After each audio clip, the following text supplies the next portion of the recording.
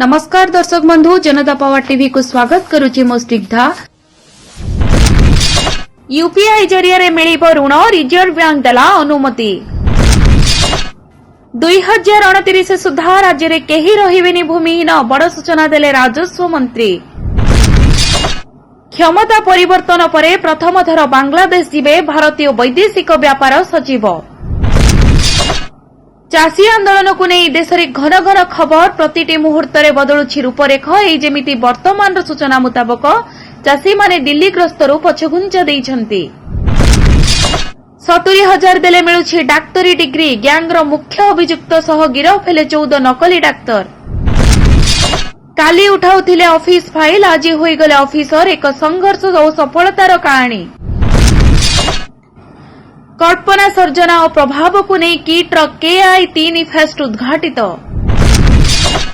सपा विधायक झील सह पुओ बाहेबारु वरिष्ठ नेता निलंबित कले मुख्य मायावती। राज्यसभा टंका बिड़ा कहार, कांग्रेस सांसद सीट तलु मिलिला टंका बिड़ा, उठिला प्रश्न टंका कहार। समाज पई अभिशाप, लिव इन रिलेशनशिप। महिला आयोग कहिले महिला माने ही हेउचंती शिकार। यह थिला आजिर मुख्य समाचार। अधिक अपडेट पाई आमर वेबसाइट को लॉग इन करि परिबे www.janatapowertv.com।